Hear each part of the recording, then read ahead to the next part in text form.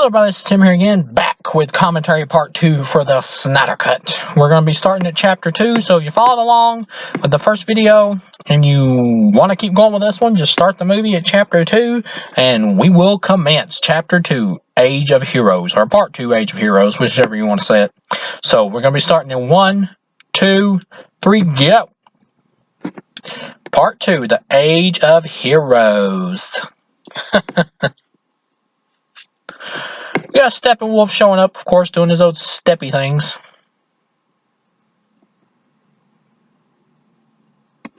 Just like these little interconnecting scenes, like this was kind of the same thing with BBS, just adding back in a lot of like just the standard interconnecting scenes just helped the flow of the movie like so much better. Just showing Steppenwolf going from point A to point B just automatically helps the flow of the movie better. It did kind of annoy me in the theatrical cut how Steppenwolf kept talking to the mother box, like referring to it as mother. Mother is calling. I was like, what? They take that out here for the better. There goes the parademons. Fly! Fly, parademons!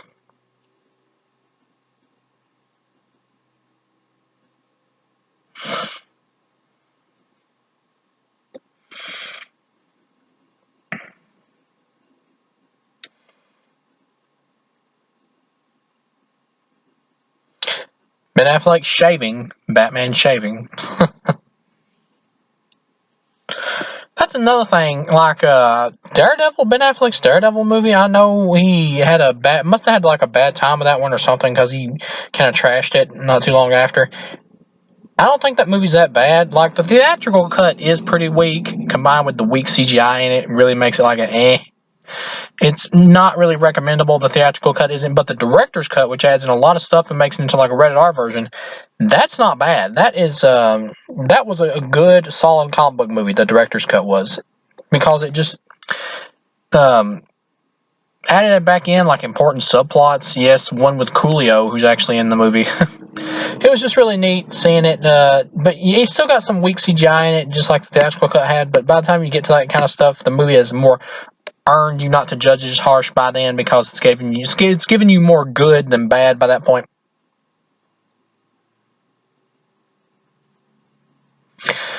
I really wanted to, now that I'm watching this, I really wanted to see a Ben Affleck solo Batman movie on streaming or something, a miniseries, whatever.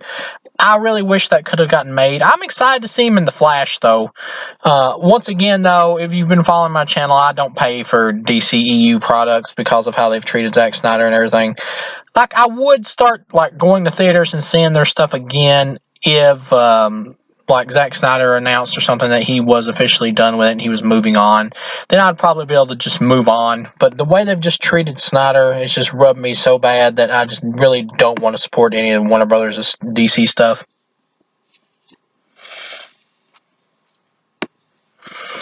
But I'll still watch it though, but for free. I can wait a week and watch it like on good quality online easily.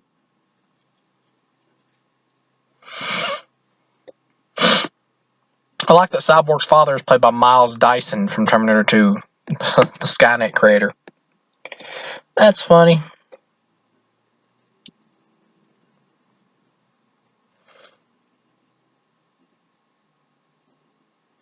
But yeah, I'm just super happy that this exists. Even if this is Snyder's last like hurrah with DC or whatever, it's a good way to go out.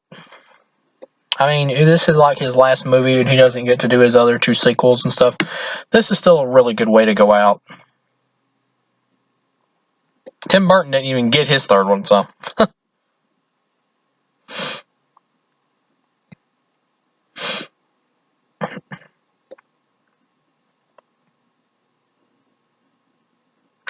Everything just has such a much better vibe in this cut. Janitor's about to be abducted by a parademon.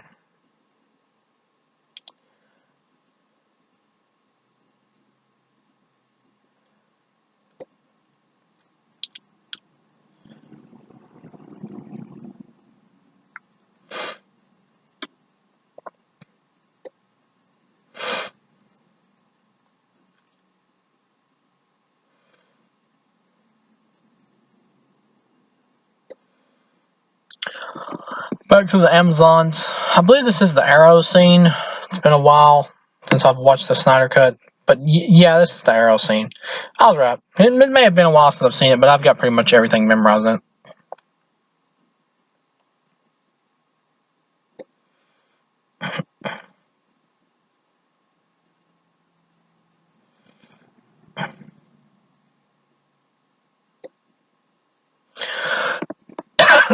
Sorry about that. I've had a cough lately. Allergies or something acting up.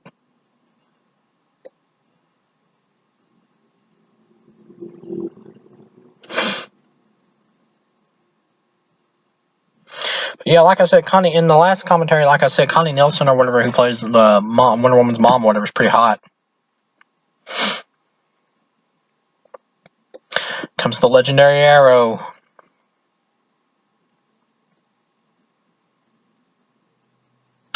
I've heard rumors of like them wanting to do like just like an Amazon show or something. I guess that would kind of be probably pretty cool, and like the idea of like 300 or something like that, but with women and all that. That could probably be cool, but at the same time, I don't really like. It's not something I would rush out and see. Like it takes like when it comes to TV and stuff like that or streaming, it has to be something I'm really interested in before I'll really bother to sit down and watch it. And I'm not that interested in an Amazon show, even if it is really good, to be honest. I am interested to see what they do with Wonder Woman 3, though. What direction it'll go. Whoosh! There goes the Arrow.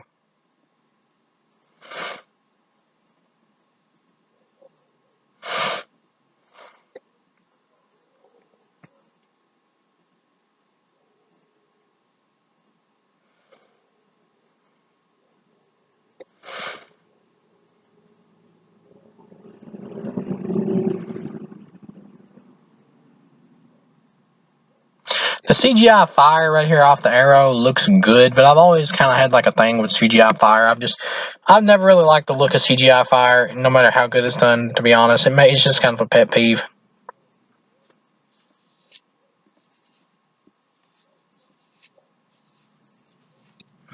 I'm a practical effect kind of person, but with these big comic book movies, I understand why they have to go CGI, digital, whatever, for a lot of stuff.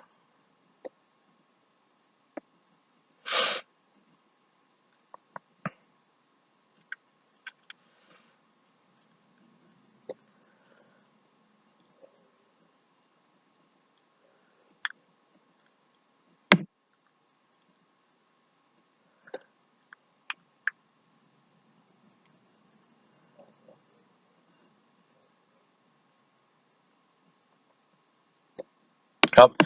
Diana just turned around at the right time to see what's on TV. It is actually kind of fun watching this stuff in like parts and breaking it up like this in like part 1, part 2 stuff.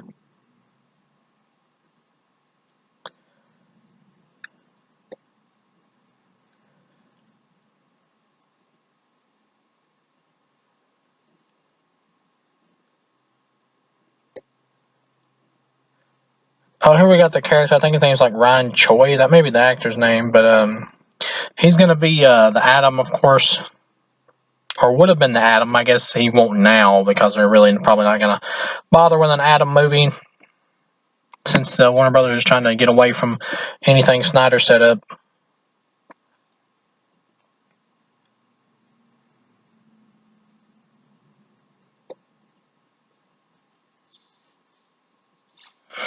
So they'll probably do like an alternate universe Atom movie or something, Elseworld or whatever, or a multiverse movie. I mean,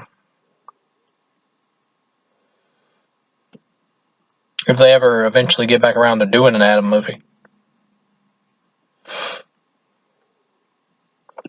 Can't really never trust like the movies that Warner Brothers announces because they're just kind of throwing anything out there to see what gets attention and what doesn't, and then usually it just winds up not getting made. There's certain ones though that you can tell aren't really ever going to be made, like the Deadshot Will Smith movie that was thrown out a few years ago. That was obviously never going to happen.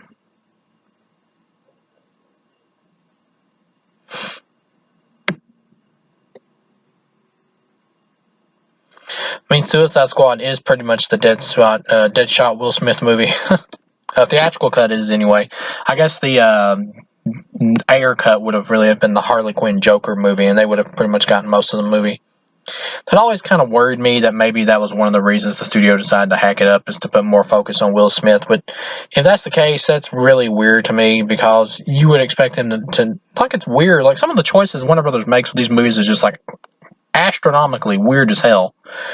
Like, why would you cut out so much Joker from the released edition, for the released edition of Suicide Squad in theaters? I have no idea. Joker is a huge draw, no matter what version of Joker it is or who the actor is.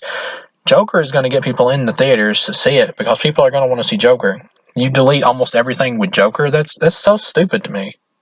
I mean, that's like such a novice mistake, editing wise, that it just really baffles me that anyone would do that. If anything, you'd want to put more Joker in it.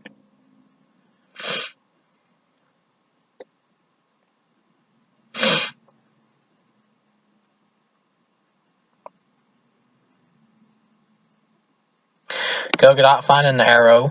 Once again, these little like connecting scenes for the story of the characters showing up at places and just doing little things that further the plot along. These things are so important to movies. And this just immensely helps out this film. I know there's rumors of Warner Brothers like liking Jared Leto in the which I don't think Warner Brothers ever really hated Jared Leto or whatever, his Joker from the Ayer Suicide Squad or whatever, from Suicide Squad. I mean, I think they were just trying to get away from like that style of Joker, because it was so divisive for people. But the reason it was so divisive, or as divisive as it was, is because the movie was so hacked to pieces and his character was so underused and wasted. That's really it. Had they released the Ayer cut, even if his Joker would have been divisive, it wouldn't have been nearly as divisive as what it was in the theatrical cut.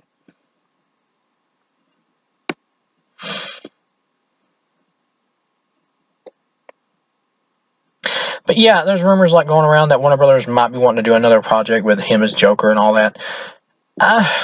I mean, that's cool. I would be open to like more Jared Leto Joker. That's fine. He hasn't really been explored whatsoever yet. Really, he's just kind of been like a supporting character in both the movies he's been in.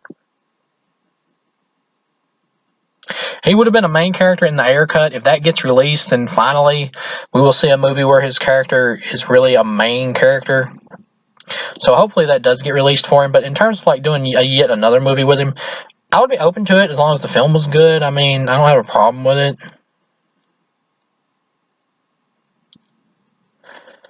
But I really want to see him in a Ben Affleck Batman spinoff. If we can't get that, then man, I don't know.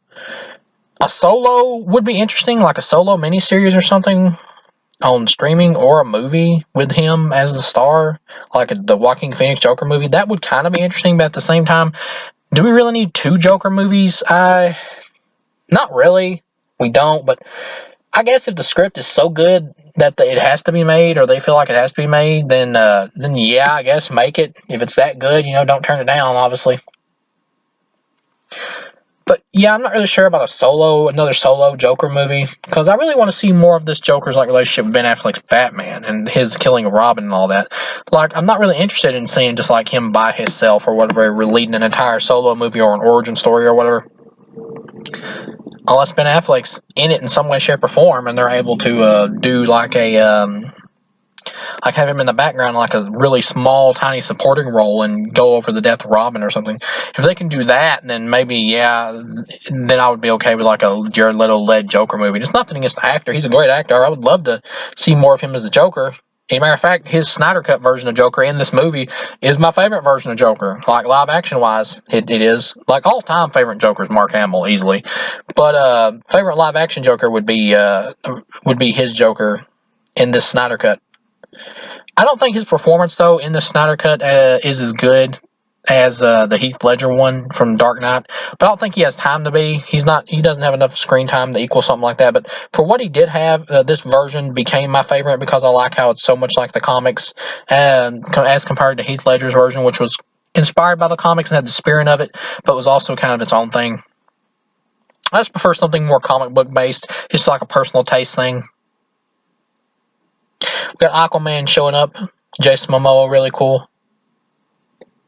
Looking forward to Aquaman 2. It's going to be interesting with Amber Heard back, because I don't think they're going to get rid of her, because they would get a lot of bad publicity from people like women's rights groups and stuff saying, oh, you're getting rid of the victim. They would be in a lot of hot water. So I think they're just going to tough it out and just keep her. Which, I can overlook that, her being in the movie. I mean, if it's a good movie, it's a good movie, regardless of who's in it.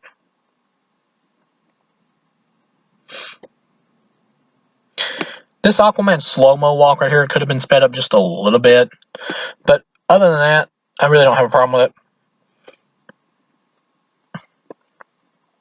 Jason Momoa is really cool as Aquaman. They did a really good job like reinventing Aquaman as like a heavy metal version of Thor. Or a more heavy metal version of Thor.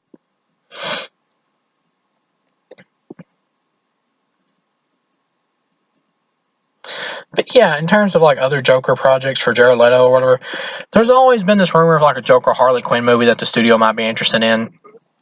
I mean, that's fine if you want to do that, but if the Ayer cut gets released, then I'm not sure if there really is a reason for that, because the Ayer cut pretty much is the Joker Harley Quinn movie.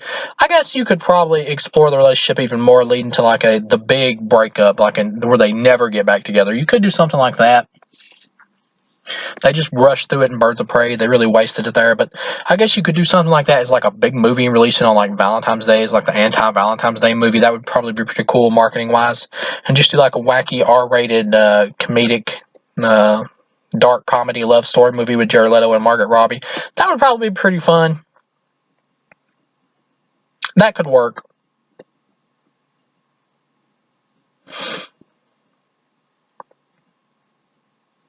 I think there's even a script for it with Joker and Harley like killing Dr. Phil. That would probably be pretty funny with Jared Leto and Margaret Robbie like killing Dr. Phil. That could be really funny on screen. It could also be really cringy if done wrong, but if it's handled a certain way, that could be pretty funny.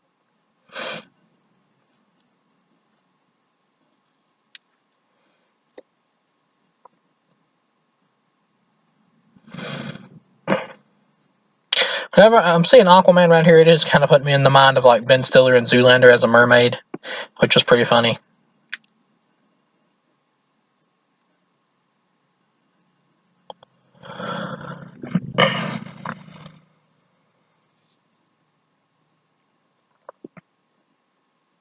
These like whole air bubble conversations for like personal conversations in this movie or whatever, I'm fine with those for this particular movie. It isn't really something I would have wanted to see carried over into the James Wan movie, so I don't mind that he didn't bring this over for that one. This movie does link up. This movie sets up really well though for the Aquaman movie.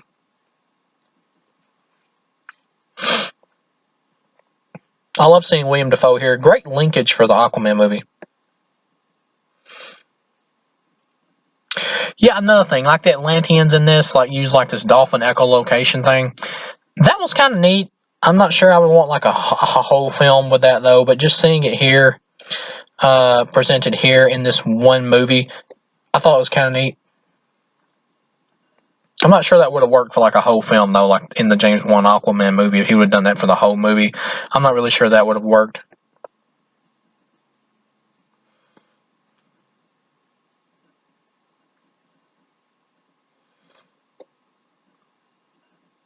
Take the trident.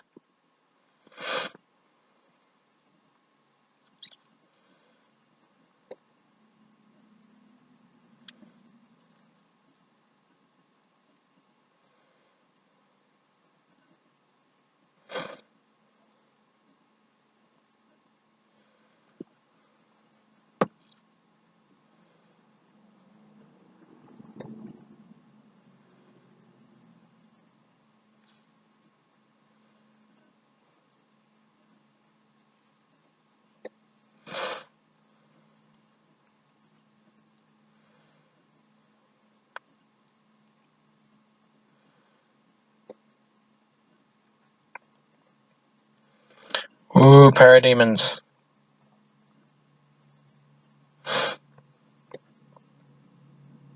I'm trying to think of how long this chapter is, how long this particular one is. I'm not for sure. Oh, I think we got Desaad showing up right here. Yeah, baby. I love this New Gods stuff or whatever with Desaad and all that.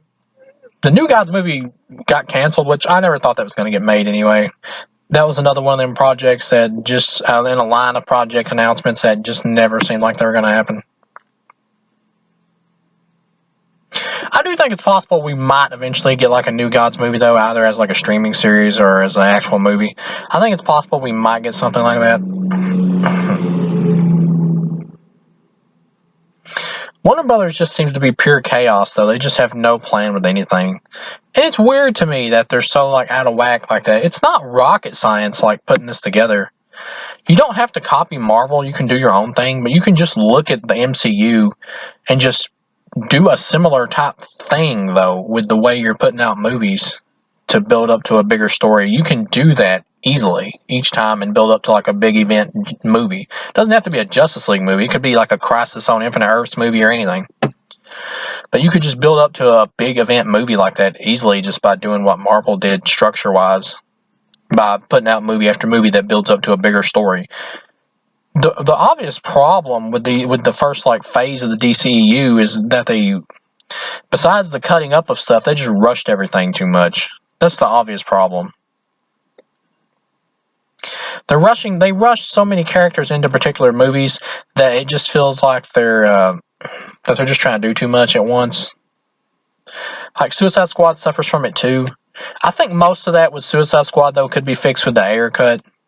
To be honest, I think that would probably fix that problem. But characters still like Katana though would just feel like I think Katana obviously will play better in the Ayer cut because she gets more to do from the clips and stuff, or from the pics and stuff that we've seen. I know she gets possessed in the original climax, but anyway, characters like that would play better in the Ayer cut. But at the same time, I still think they would feel slightly not needed.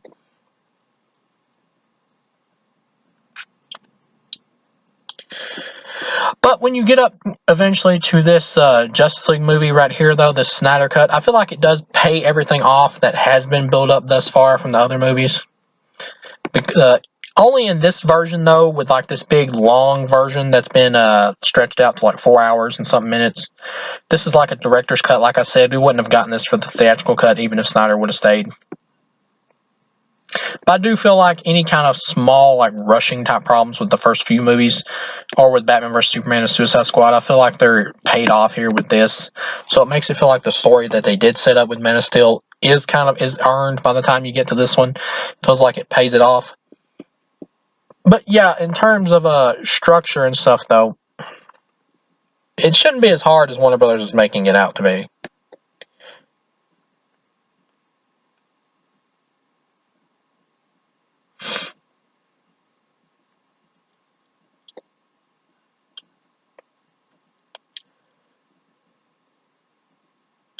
And a lot of movies that like people want to see, they don't do them for some reason, or they keep delaying them and they just don't go to them and do them. It's really weird, like business wise, what they're doing with stuff. Like people were divided on Jared Leto's Joker with the theatrical cut of Suicide Squad. I got to stress that theatrical cut, because with the Ayer cut, I do think that because of his part being more meaty and stuff like that, and being more important and having more cool scenes and better editing, I do think people would have been more positive to his Joker instead of really divisive, like they ended up being with the theatrical cut. But until we get the Ayer cut, that's all we got to go by. So, but yeah, a lot of people even after that were like, "Well, I'm divided on Leto's Joker, but I'd still like to see more of him to make a really determining factor. So I want to see him come back again." And Warner Bros. Is like, "No, no." It's it's really weird, like how they do stuff. This is really weird.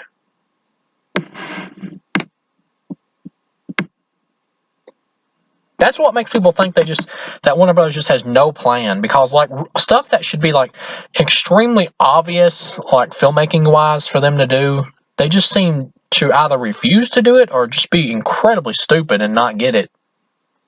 It's just extremely weird.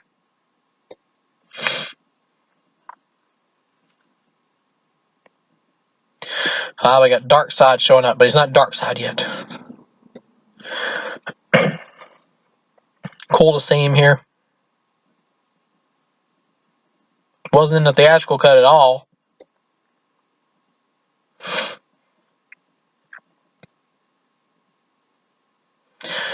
I really hope this Snyderverse gets to. I mean, they call it the Snyderverse, but really every film in the franchise is Snyderverse because he created the universe.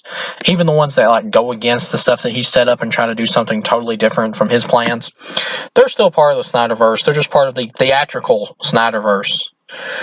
Movies like this Snyder Cut right here and stuff like that are pretty much part of the true Snyderverse. This like Snyder Cut, Ayer Cut, the Ultimate Cut of Batman vs Superman, and Man of Steel. Those are part of like the pure, real Snyderverse.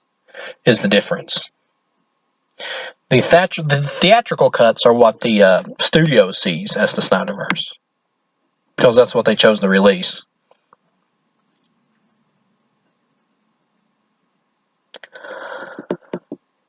Mother boxes.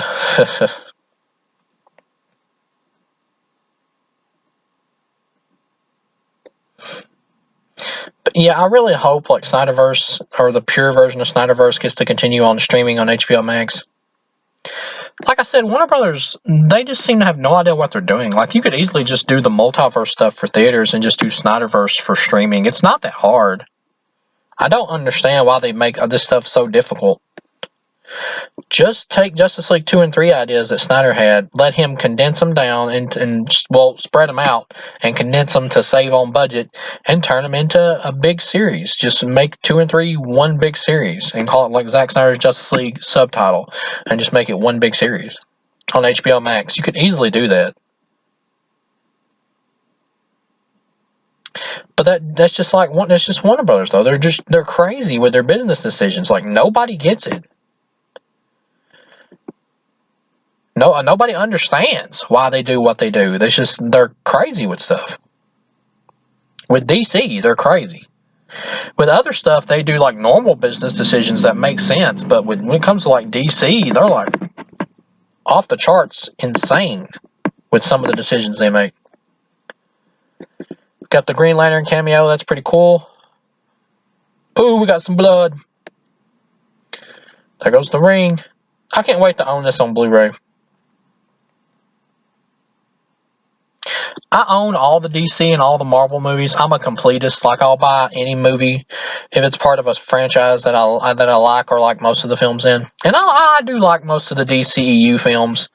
Now with the Snyder Cut, I do like most of them. I mean, this is the real version of Justice League. So in terms of like the DCEU films, I thought Man of Steel. If you listen to my commentary, I thought it was a great Superman movie, my third favorite after the two Richard Donner films. After the first Superman movie and the second one, the Donner cut of part two, and then Man of Steel, those are my top three Superman movies. And in my opinion, really the only three like solo Superman movies you really need to see. After that, I really liked the Ultimate Cut of Batman vs Superman as an Elseworld Zack Snyder film. I really liked it because that's what I feel like it plays as. It doesn't really feel like the comics to me. It feels like an Elseworld movie, like a Zack Snyder Elseworld movie. Unlike Man of Steel, which some people had a problem with Man of Steel, thinking it didn't feel like Superman or something, but I thought Man of Steel pretty much felt just like the comics for the most part, except with a little bit more edge to it. But other than that, it felt just like regular Superman to me. Probably more like New 52 version, though. But yeah, Batman vs. Superman Ultimate Cut, I really like as a Zack Snyder movie. Like the way I feel about Batman vs. Superman Ultimate Cut is also the way I feel about Tim Burton's Batman Returns. It's the director's own take on the DC material, and I'm fine with that because I'm okay with Elseworld movies. Like I don't have a problem with like Elseworld style comic book movies, DC movies that do their own thing. So yeah, I think the Ultimate Cut of Batman vs Superman is a masterpiece as a Zack Snyder movie, but as a DC adaptation though, I think it's only good. Like I can understand. Like I think as a DC adaptation, Batman vs Superman is only a good solid movie and not a great one. But as a Zack Snyder like Elseworld DC movie, I think it's a masterpiece. So as a Zack Snyder fan, I'm able to enjoy it for what it really is to me, which is a Zack Snyder DC movie. The war battle is over. You can see Ares around here. That's pretty cool. Nice linkage with the Wonder Woman movie.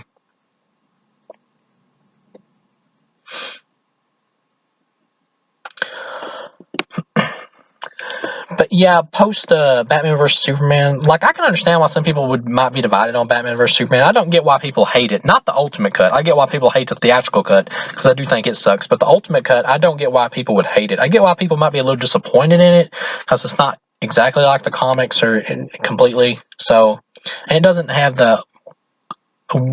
It doesn't flow like an adaptation of the comics. It's more like the director's own thing. So I can understand why somebody might be divisive on it, but I don't get why someone would hate it. Not the ultimate cut. But at worst, I think I can see someone thinking it's like okay or something. It's hard for me to see why someone would hate it though. The ultimate cut, I mean. But yeah, that's pretty much my thoughts on Batman vs Superman. After that, Wonder Woman I thought was awesome. I really enjoyed that one. After Wonder Woman, what the hell was? Oh, Suicide Squad. I forgot about the theatrical cut of Suicide Squad. We don't have an air cut, which I know will be. Yet we don't have an air cut yet. But just counting the theatrical cut, which is the only one you can get, besides the extended edition, which really only adds back like 2 scenes. But for the theatrical cut of Suicide Squad, I thought it was just meh. It was just like a passable, dumb explosion action movie to me. There really wasn't much to it. It was kind of hollow, and it was edited up with all these like countless pop songs and this terrible like over the top colorful editing that just didn't need to be there. But I can watch it as just like a passable dumb action movie time waster. I really want to see the air cut though, because I know it would be better. It would just fix the flow. I know it would. It would fix the editing flow and make the film just run smoother. But yeah, it's like a passable dumb action movie for me. I can watch it and enjoy it for like Will Smith. After that, the Aquaman movie I actually really like. I thought it was like a great action adventure film, action adventure comedy. I thought it was great fun. There are some parts I don't really care for, but as a whole, I thought it was a great fun movie.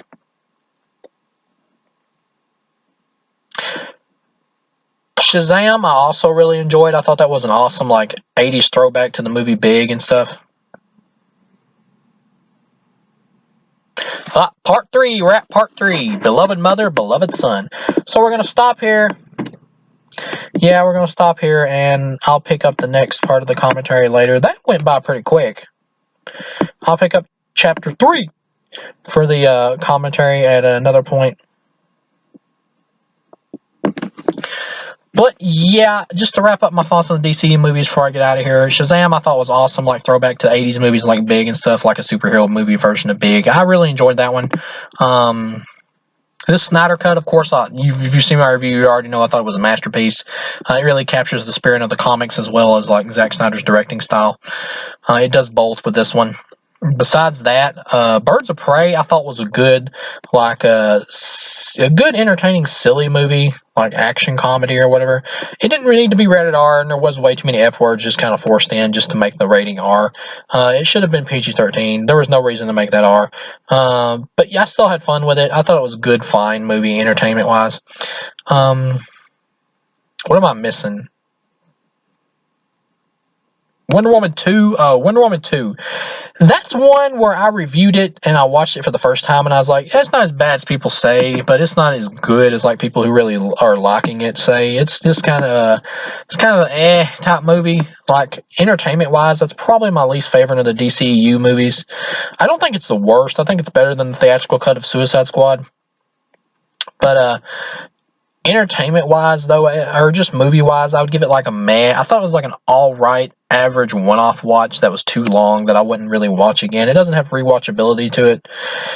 I do feel like if I watch that movie again that it would probably drop even lower for me. Like I do get that vibe that that's a movie that's going to go down further and further down as I rewatch it. But yeah, that's probably my least favorite to watch out of all the DCEU movies. Even Suicide Squad theatrical cut, which is the worst written movie, is just more entertaining. So thank you guys for watching and listening to this commentary. So I'll see you again in the next commentary. The next commentary part, I should say, for Zack Snyder's Justice League.